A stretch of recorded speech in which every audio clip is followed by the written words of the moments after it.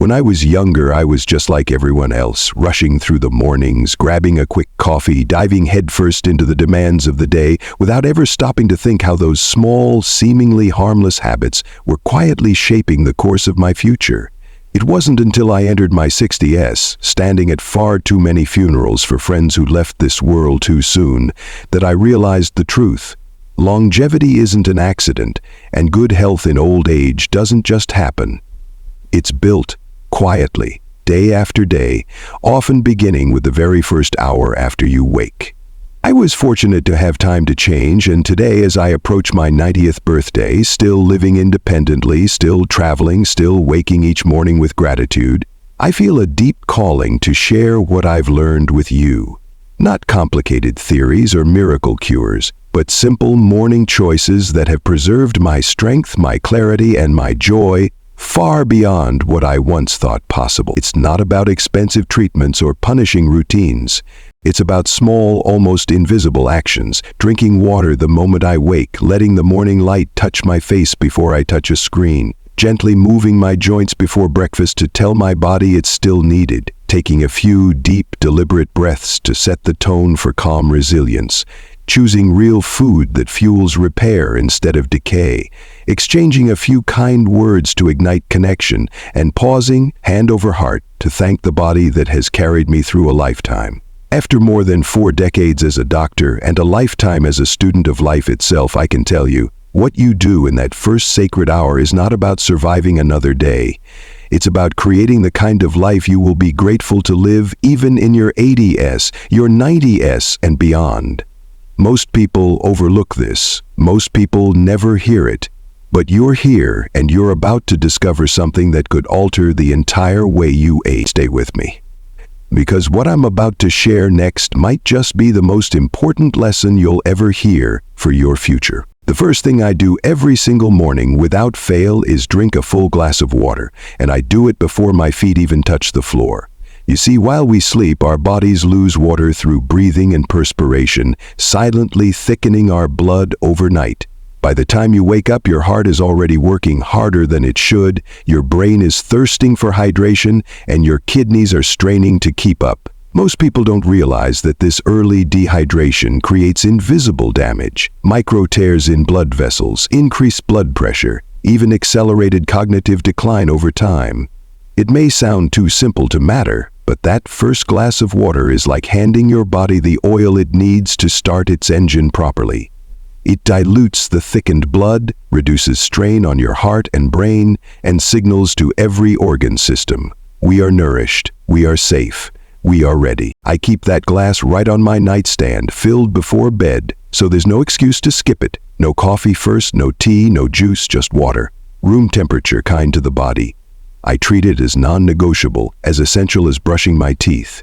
After decades in medicine, I can tell you that no pill, no surgery, no high-tech device can replace the foundational power of daily, consistent hydration. It's one of the most underestimated acts of self-care you can offer your future self. If you make only one change, starting tomorrow, let it be this: drink your water first thing. Your heart will thank you, your brain will thank you, and one day, your reflection in the mirror, still clear-eyed and steady at 80 or 90, will thank you too. And then, just as important, before I reach for a screen or get swept away by the noise of the world, I make sure to greet the morning light. Every day I step outside, or at the very least open a window wide, and let the early sunlight touch my skin and enter my eyes, even if it's cloudy, even if it's cold. Most people don't realize how vital this ritual is. Natural morning light is not just pleasant, it's biological nutrition. It resets your circadian rhythm, calibrates your internal clock, tells your brain when to produce melatonin later so that your sleep that night will be deep and restoring. Without this signal, everything falls slightly out of tune. Your sleep worsens, your energy fluctuates, your immune system weakens little by little. I've seen too many patients chase pills and sleep aids while ignoring the simplest, most natural remedy available for free every morning. I only need 10 minutes, sipping my water, breathing slowly, letting the light bathe me. Even on the grayest days, the outdoor light is far stronger and more healing than anything artificial indoors. And if you cannot step outside easily, just sitting by a wide-open window can still work its magic. Your body doesn't need perfection. It needs consistency. Those few minutes of honoring the sun each morning have given me decades of better sleep, steadier moods, sharper memory, things many of my peers lost years ago. If you want to live not just longer but better, start by making peace with the morning. Step into the light. Drink in the life it offers you. These small acts repeated faithfully become the quiet architects of a future you will be proud to live. After hydrating my body and greeting the morning light, there is one more quiet ritual I have learned never to skip: gentle movement before breakfast. It's tempting, especially as we get older, to linger too long in stillness after waking. The joints feel stiff, the muscles sluggish, and the mind whispers that we should wait until later, after coffee, after breakfast.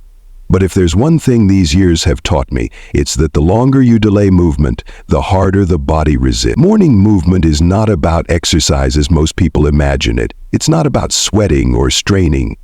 It's about waking the body with kindness. I spend just a few minutes each morning immediately after my water and light, moving through slow, deliberate motions, circling my ankles and wrists, rolling my shoulders gently, swaying my hips, bending forward to stretch my back if I can. Nothing forceful, nothing aggressive, just inviting the joints to remember their purpose, to move, to carry, to live. Decades ago, before I understood this, I would see elderly patients come in with aching knees, frozen shoulders, stiff backs, and wonder why these issues seemed inevitable. I know better now. Our joints are like rivers. When we let them flow freely each morning, they stay alive. When we stay still too long, they become stagnant. And that stagnation breeds pain, inflammation, and eventually the slow erosion of independent movement, especially upon waking, activates something far deeper than muscle. It signals the body's inner cleaning system, promoting autophagy, the cellular cleansing that protects against the very diseases that rob so many of vitality in later life. I often tell my patients, if you want to be able to tie your own shoes at 80, if you want to rise from a chair without struggle at 90, start by moving gently every morning now. It doesn't take hours, 5 minutes, 7 minutes, enough to let your body know it's still trusted, still needed. And what you give it in those early moments, it will return to you tenfold in resilience, in balance, in freedom of movement that so many others will envy as they grow older. You don't have to run marathons to live well into your 90s. You just have to keep moving, a little, every day, especially in the quiet, golden moments when the day first begins. And after I have moved and stretched the stiffness out of my joints, I pause for what may be the most powerful moment of all. A simple breathing practice that takes less than a minute, but shapes the entire course of my day. Most people underestimate the breath. They think of it as something automatic, something too ordinary to be worthy of attention. But let me tell you, after more than 40 years as a doctor and nearly 9 decades on this earth, I have learned that how you breathe, especially in the first quiet moments of your morning, can determine whether you live in resilience or in reactivity. It's not about taking bigger breaths or faster breaths. It's about breathing with intention, with slowness, with presence. Each morning, after I finish my movements, I stand quietly by the window, or if the weather is kind, I step outside. I close my eyes, place one hand lightly over my heart, and I breathe. A slow, steady inhale through the nose for 4 counts, holding that breath gently for 7 counts, and then a long, complete exhale through the mouth for 8 counts, letting the air go with a soft, whooshing sound. I repeat this 3, maybe 4 times. That's it. No machines, no special techniques, just the simplest medicine of all: oxygen, patience, and awareness. But here's what most people miss. This isn't just a relaxation trick. This type of deep, rhythmic breathing tells the vagus nerve, the great messenger between brain and body, that it is safe, that it can lower inflammation, that it can shift out of survival mode and into restoration. And when the vagus nerve believes you are safe, your heart beats steadier, your blood pressure eases, your digestion improves, your mind sharpens. I've watched patients transform not just their mornings, but their entire health profiles with this tiny, beautiful ritual. It costs nothing. It demands almost no time. And yet, it offers a return greater than any pill or therapy I've ever prescribed. I often think of it as tuning the instrument of the body before the great symphony of the day begins. And if you take just 30 seconds tomorrow morning to truly breathe, not the shallow half-breaths most people survive on, but deep, commanding, life-giving breaths, you will have already taken one powerful step toward a life not just longer, but fuller, richer and clearer than you ever imagined. And once my breath has settled my body into calmness and clarity, it is time for another act of daily devotion, choosing the right breakfast, not just to satisfy hunger, but to set the entire rhythm of metabolism for the day ahead. Many years ago, I used to think breakfast was simply whatever was convenient. Toast, jam, a quick pastry, a cup of coffee gulped down before rushing out the door. I thought energy was energy, no matter the source. I was wrong. I learned painfully through both my patients and my own faltering health that the first food you place into your body each day does far more than quiet your stomach. It programs your hormones, your blood sugar, your inflammatory responses. It either sets you on a path of steady energy, cellular repair and resilience, or it quietly accelerates the aging process at the deepest levels. Now, my breakfast is a sacred ritual. It is not large, but it is precise. I build it around protein and fiber, the two pillars of lasting vitality. A few eggs, maybe a small bowl of Greek yogurt with chia seeds and berries, sometimes a handful of walnuts or a slice of avocado. No refined flours, no sugary cereals, no empty starches. I've seen blood work transform in my patients, markers of inflammation fall, insulin resistance reverse, simply from changing the first meal of the day. They didn't need to starve themselves or chase miracle diets. They just needed to understand your breakfast is your foundation. When you begin the day with quality protein, your body gets the amino acids it desperately needs for cellular repair. When you add fiber, you slow digestion, protect your gut lining, and nourish the microbiome that defends your immunity. Together, they create a biochemical environment inside you that doesn't just fend off disease, it builds strength at the most elemental level. And the difference, over weeks, over months, over years, becomes the difference between a body that ages slowly and a body that crumbles far too soon. Many of my peers who struggled with fatigue, memory loss, creeping weight gain into their 70s and 80s were stunned when they made this one shift and began to reclaim energy they thought was lost forever. It's not magic, it's biology. Predictable, generous biology that rewards those who nourish it properly. So when I sit down to my breakfast each morning, I don't see it as another routine chore. I see it as an investment. One more quiet promise to my future self. A small act of loyalty to the life I am still privileged to live. After nourishing my body with good food, there is one more need I never neglect. The need for connection. The invisible thread that holds the spirit steady as the years pass. In my younger days, I underestimated this. I thought health was about biology alone, about organs, bones, blood chemistry. I thought loneliness was merely an emotional inconvenience, something separate from physical well-being. But life and long practice in medicine taught me differently. Isolation left unchecked eats away at the human body just as surely as any chronic disease. It weakens the heart, clouds the mind, shortens the breath of life itself. This is why, every morning before the day's demands pile up, I make a point to reach out, even if only briefly, to another living soul.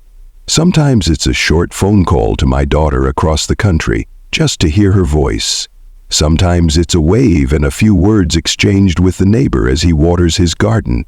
Sometimes, if I am lucky, it's sharing a few minutes of laughter with an old friend at the cafe down the street. It doesn't have to be deep or profound, it simply has to be real. The research is clear now, though my heart knew it long before the studies were published. Those who maintain meaningful social bonds, especially early in the day, are more resilient against heart disease, depression, cognitive decline. Our bodies are wired for belonging. A brief human connection in the morning sends a powerful message to the nervous system. You are not alone. You are part of something larger. It is safe to thrive. Neurotransmitters shift, inflammation markers drop, and the body's natural healing processes awaken. I've seen it too many times to doubt it. The elderly patients who stayed active in their communities, who checked in on neighbors, who shared tea and stories, they lived not just longer but better. Their eyes still bright, their hands still steady long after their peers had grown weary and withdrawn. And so I encourage you, as I encourage myself every day, before you lose yourself in errands and obligations, take a moment to connect. A smile, a call, a kind word.